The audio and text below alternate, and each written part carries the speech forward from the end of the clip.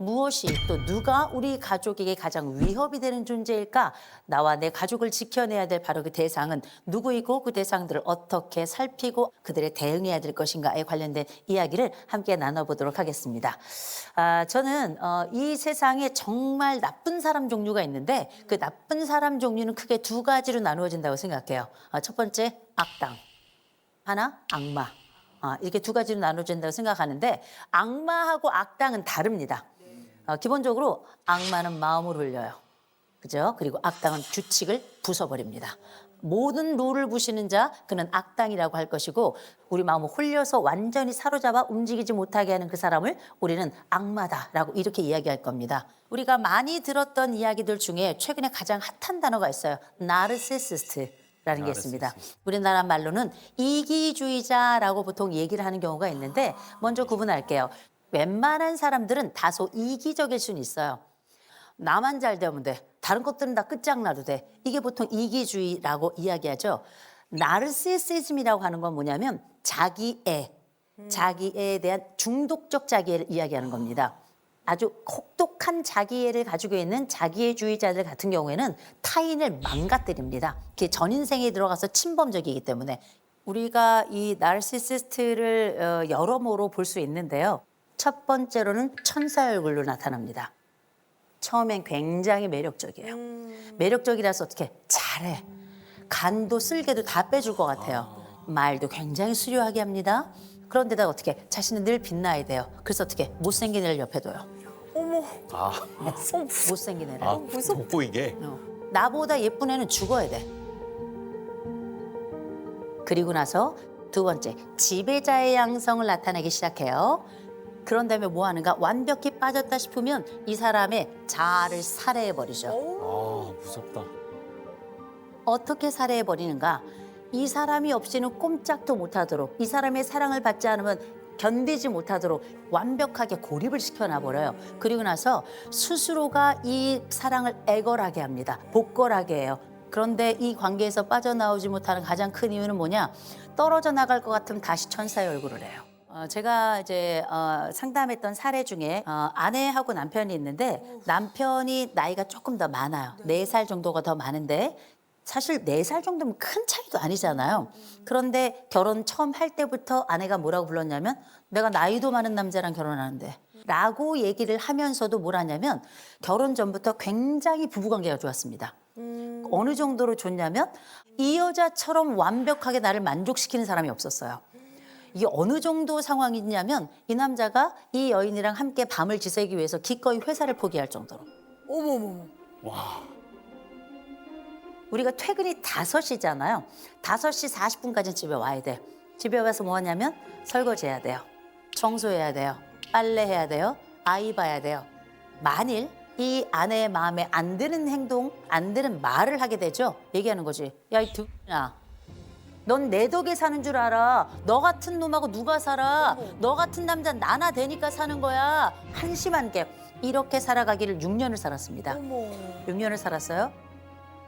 부부싸움이 끝나고 나죠. 그러면 남편은 그 도중에 항상 어떤 일이 있었냐면 7번에 걸쳐서 자해와 자살 시도가 이제 발생을 했던 겁니다. 이 남자가 한 얘기가 있습니다. 저는 이 여자 없이 못 살아요. 어머. 이 남자가 이 여자랑 이혼하려고 도망도 갔었어요. 근데 이 여자가 그리워서 견딜 수가 없더랍니다. 어머머머. 다시 또 가잖아요.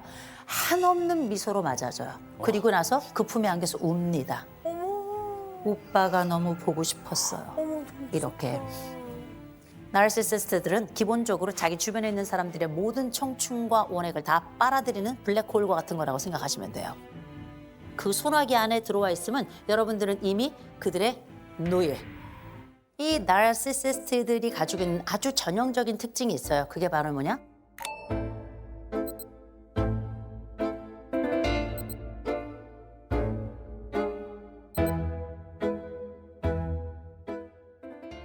내 주변에 이런 사람들이 있는가 없는가 이게 굉장히 중요한데 우리 집에 이런 사람이 있다면 더 비극이에요.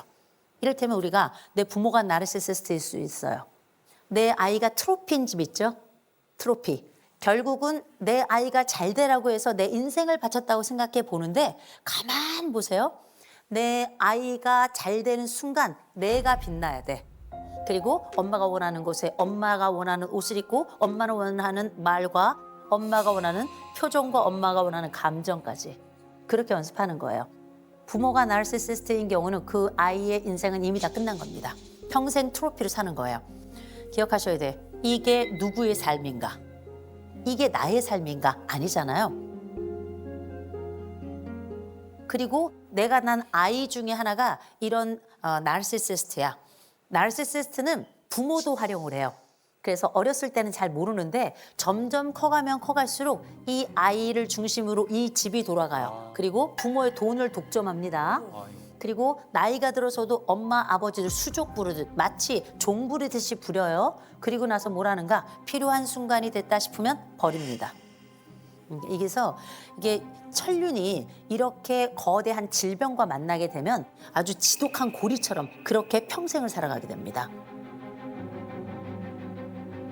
그러면 도대체 얘네들은 왜 이런 모양으로 태어나게 됐나? 혹시 어떤 부모들이 잘못해서 그런 건 아닌가? 이런 생각이 들죠. 부모 잘못도 있습니다. 왜냐하면 유전적인 소인도 일부 있지만 대부분은 부모들의 완벽한 오냐오냐예요. 경계 없고 훈육 없고 어떤 것도 실패 없도록 해서 완벽하게 자기 세계 속에 고립하도록 그리고 자기 세계 속에 왕과 또 왕비로 공주와 왕자로 그렇게 성장하게끔 한 환경 조성이 일부 있는 것도 사실입니다. 그럼 생각해 보세요. 우리가 뭐 오냐오냐 하면 다 나르시시스트로 크냐? 그렇지는 않습니다. 그래서 우리가 훈육이라는 게 있는 거예요. 훈육이라는 게 뭡니까? 해야 될 것과 하지 말아야 될 것, 그 경계, 울타리, 말뚝 이걸 우리는 훈육이라고 부르잖아요. 그래서 아이들을 적절하게 좌절하도록 두어야 이 아이들이 건강하게 크는 거예요. 그냥 매번 일으켜주는 부모는 이 아이들을 나르시시스트로 키울 가능성이 굉장히 높은 겁니다. 나는 필요하다 생각.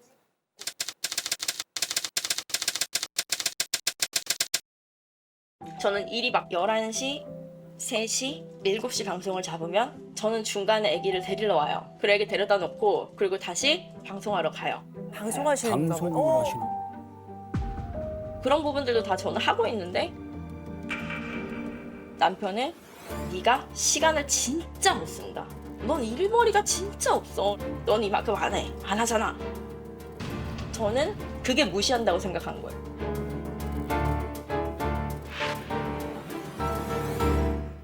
내 일에 대해서 무시를 하거나 아니면은 너가 하는 게 뭐가 있어 이렇게 하면 저도 발끈해서 막 이제 따다다다 이렇게 해요. 이제 그러면은 옛날에는 자기한테 말대꾸도 안 하던 애가 지금은 대가리가 컸대요. 돈 좀 번다고. 아내한테 대가리? 와. 나도 이만큼 하고 있다라는 걸 인정을 해줬으면 좋겠다.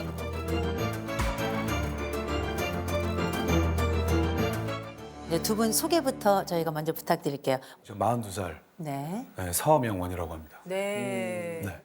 네, 91년생 서은경이라고 합니다. 아, 91년생. 아이가 지금 몇 개월 혹은 몇 살일까요? 24개월이에요. 손 많이 갈 때다. 근데 이제 어떤 부분을 남편이 제일 불만스러워하나요? 저는 일도 열심히 하고 싶고 그리고 아이도 열심히 케어를 한다라고 저는 나름 생각을 하고 있어요. 제가 중간에 일이 없거나 일이 시간이 나면은 아이를 꼭 케어하려고 노력하는 편이거든요.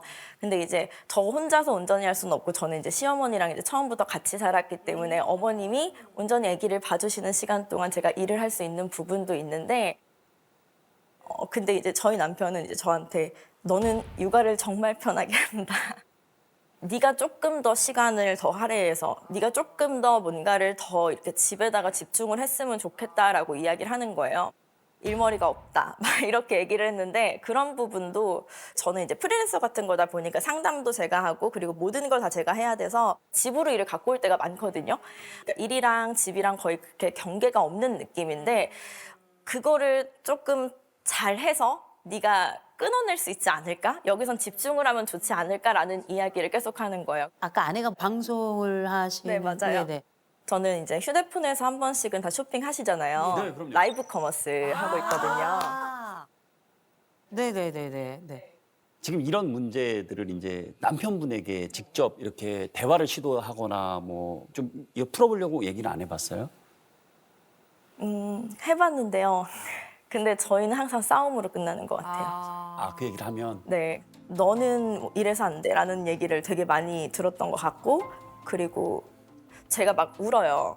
네, 막 울고 막 이러면은 저희 남편도 우는 거 되게 싫어하거든요. 그러면 이제 왜 질질 짜냐 뭐 이렇게 해가지고 이런 말 저는 되게 말로 상처를 받는데 그때 이제 말투에 이렇게 반응을 해서 이제 싸우게 되면은 그 본질과는 다르게 싸움이 되는 경우가 많은 거죠. 네. 그러면 아내가 일을 그만뒀으면 좋겠는 건가요? 아니요, 그런 건 절대 아니에요. 저는 와이프 직업을 자랑스럽게 여겨요. 근데 시기적으로 지금은 좀 줄여줬으면. 그래서 지금 아내에게 뭘 원하는 거예요? 저녁 방송, 그러니까 9시 이후 방송은 없었으면 좋겠어요. 7시, 8시 사이? 네, 그때까지는 와줬으면. 7시에 들어올 수 있어요? 안 돼요.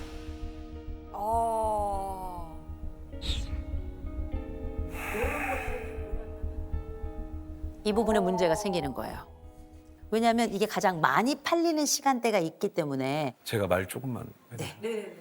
그 와이프한테 시간 제한을 뒀으면 하는 건 평생이 아니에요. 저는 저희 아들이 화장실 갈 수 있고 물 떠먹을 수 있고 그 정도를 본인이 할 수 있다면 어머님이 육아하는 것 자체에 힘이 덜어질 거고, 근데 지금 시기에는 안 된다는 얘기예요. 그 중심에는 사실 항상 어머님이 있어요. 어머님이 지금 49년생이시니까 좀 있으면 80이 다 되거든요. 거의 8시간에서 10시간 이상을 아이를 봐주세요. 근데 그 쉬운 일이 아니에요, 정말로. 그래서 퇴근하고 집에 들어오면 들어와서 이제 엄마 눈치 보는 거예요. 얼마나 힘들어 하시는지. 그럴 수밖에 없지. 어머님도 힘이 드니까, 붙이니까 한 번씩 앓는 소리를 내시거나, 그래서 오자마자 야야 얘부터 데려가, 빨리 데려가, 야야야 막 이러실 때가 있어요. 힘드신 거예요. 근데 제가 말씀드릴게, 집에 댁에 계실 때 직접 요리도 하시고 어머니가 좀 쉬실 수 있도록 그렇게 하시나요? 아니요, 그렇진 않습니다. 그렇진 않죠. 예. 왜 그렇게는 안 하세요? 예, 이게 왜 그러냐면 이제 우리가 머릿속에 가지고 있는 엄마의 역할이 워낙에 크다고 생각하셔서 그래요. 그 엄마의 역할은 사실은 아빠는 가슴 없는 엄마거든요. 똑같은 방식으로 아이들에게 정서의 젖을 먹이고 놀이의 젖을 먹이고 똑같은 역할을 하는 겁니다. 그래서 아빠는 이틀 쉬는데 그동안에 어머니가 쉬지 못하고 엄마가 쉬는 동안에는 또 어머니가 쉴 수 있다고 생각하는 건 약간 오류라는 거죠. 아내의 수입에 대해서는 어떻게 만족하세요? 이게 왜요? 저는 와이프가 얼마 버는지 모르고 저와 이렇게 재산을 합친 적이 없어요. 그러니까 전반적인 건 이제 제가 다 감당을 하고 있고, 와이프가 뭐 집에 아이 뭐 기저귀나 뭐 우유값 같은 거를 물론 이제 그 금액이 뭐가 크다 작다보다는 이번 달에 얼마 벌었고 뭐 다음 달에 뭐 얼마가 입금 예상이 되고 이걸 모르는 거죠. 대략적으로만. 일이 한 번 있었어요, 예전에. 일이 한 번 있었는데 전셋집에 살 때 그 집주인분이 갑자기 한 2천만 원 정도를 올려줬으면 좋겠다. 내가 한 1,000만 원은 만들어 볼 수 있는데 한 1,000만 원 정도 해줄 수 있어? 그러니까 돈이 없다는 거예요. 그래가지고 돈이 없다는 게 무슨 말이냐 하면서 이제 다시 보게 된 거죠. 그래서 얘가 씀씀이가 좀 해프구나. 물어보니까 알고 보니까 이제 학자금을 갚았다 하더라고요. 학자금 대출. 학자금 대출. 대학 때 냈던. 네. 근데 이제 뭐 그 대출을 가져오는 것도 싫어요, 솔직히. 우리가 이제 결혼을 해서 가족이 된 건데 그거를 내가 알아야 되는 게 아니었을까? 그러면서 아무리 학자금 대출을 갚았어도 이게 맞나? 그래서 아내의 수입은 얼마나 돼요, 월? 제가 알기로는 뭐 7, 800 이상?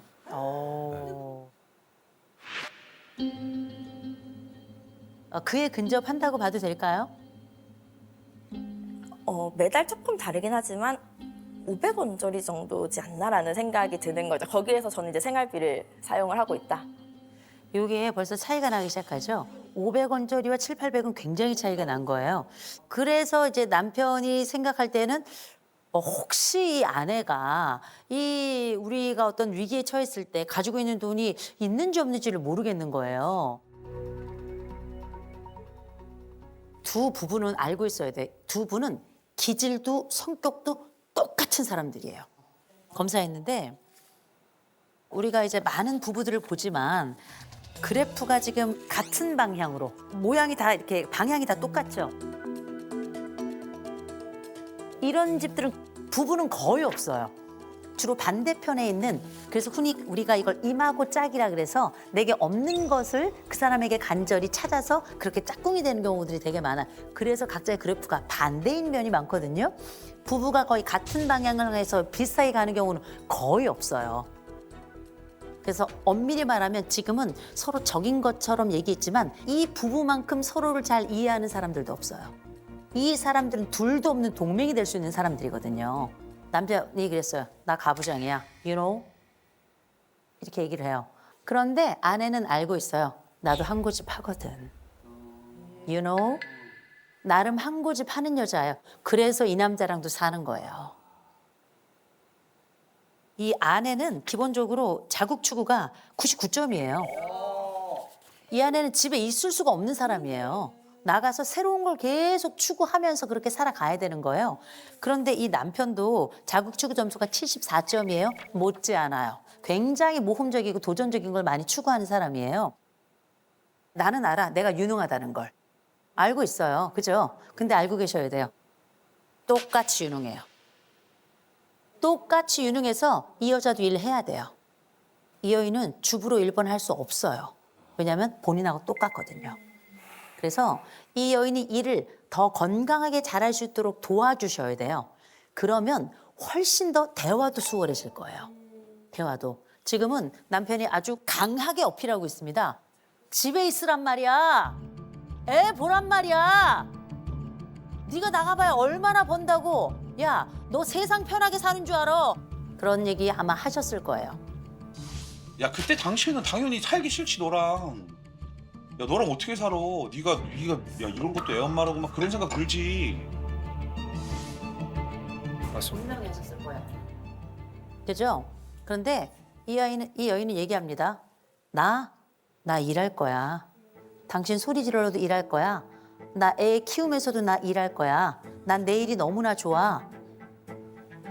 그리고 이 여자는 앞으로도 일할 거예요. 이 여자 일해도 애 잘 돌볼 수 있는 사람이에요. 왜? 유능하거든. 제가 약간 놀랄 것 중에 하나가 뭐냐면 자율성하고 연대감이 둘 다 낮거든요. 중요한 건 이 자율성하고 연대감이 같이 낮잖아요. 그럼 뭐라 그러냐? 남 탓을 해요. 서로 존중으로 넘어가 줘야 돼요. 어떻게 존중으로 넘어가냐면 당신 잘할 거야. 당신이 쇼호스트계의 넘버원이 될 거야. 잘할 거야. 우와. 밀어줘야 돼. 애한테도 얘기하셔야 돼요. 니네 엄마가 최고의 쇼호스트야. 이런 얘기 하셔야 돼요. 그래야 아이도 엄마에 대한 자부심을 갖고 그런 거고요. 어머니한테도 설명하세요. 어머니, 이 사람 끝내줘요. 얘기해 주셔야 돼요.